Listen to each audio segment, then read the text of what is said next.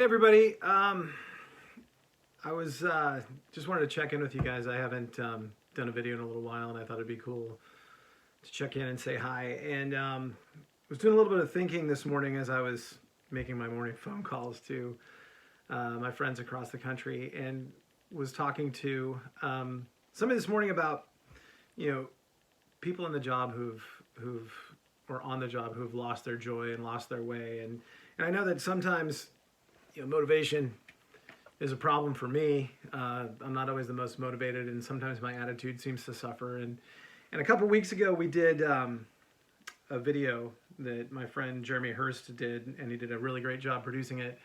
And maybe I'll share that later. But where I talked about measure and the letter that I wrote to myself, and part of our conversation this morning centered on this thought, and I'll read a little bit of it. There's a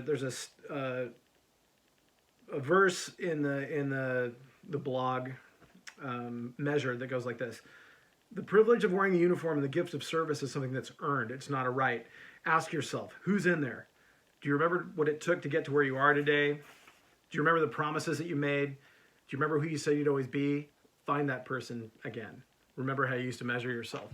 And the conversation kind of meandered, and it made me think about how excited I was when I first got the job and what it felt like. And I thought about being in the academy, and every Friday night we would go on Friday night ride-alongs with the department that we were hired with. And it was kind of stressful, but it was a really good experience. And one night, it was about this time of year, so the days were getting longer. And I was working at our headquarters station, and we had, and we still do.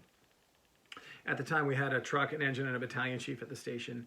And I would put my gear between the engine and the truck, and I would jump between, the ladder truck and the engine, whichever went out on a call. And it was kind of neat. So it was after dinner, and the sun was going down. It was a warm night. It was beautiful. And I'm just trying not to get into trouble, in the station, or open my mouth or something like that and say something that gets me in trouble.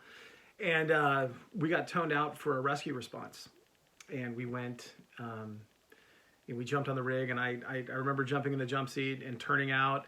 And as we roared out of the station, we were on this old Grumman aerial cat, and I can still remember the sound of the engine, the wail of the siren, and the battalion chief trailing behind us. And as we're leaving the station and headed out on this rescue response, I couldn't hear any of the dispatch information because I didn't have a headset. But I just remember sitting there and having just this deep feeling of satisfaction and excitement in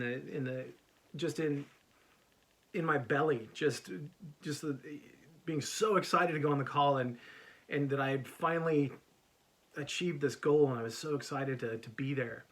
And we ended up going on the call, and it was a pretty nasty wreck, and we had a kid that was hurt pretty badly inside the car. We ended up getting him out after about 45 minutes, and then forgot all about it. And it was a fairly significant call early in my career, and it was a neat thing to be a part of. But 10 years later, I was working on an engine company, and we went out to dinner one night, and we were getting dinner, and the kid that was working at the host stand started talking to us about being firefighters and that sort of thing. And he said, well, I want to be a firefighter because about 10 years ago, you went on an accident that I was in, and you helped me. And I said, oh, where was it? And he told me where it was. And I said, holy crap, man, I was a rookie firefighter, and that was one of my first significant calls when I was in the academy. And it was so neat to meet this kid. And, we made an impact on his life.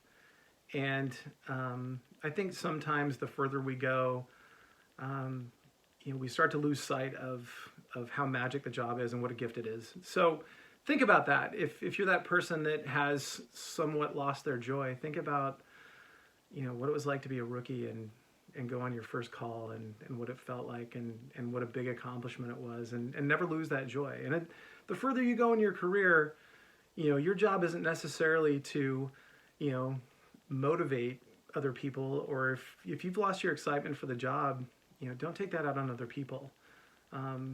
cultivate that excitement that other people have in the job, that the young people have, and nurture it and keep it magic for them. Because sometimes our job as old firefighters isn't necessarily to, you know, be the most joyous person in the station, but it's to keep it magic for the young people. Remember that. Thanks.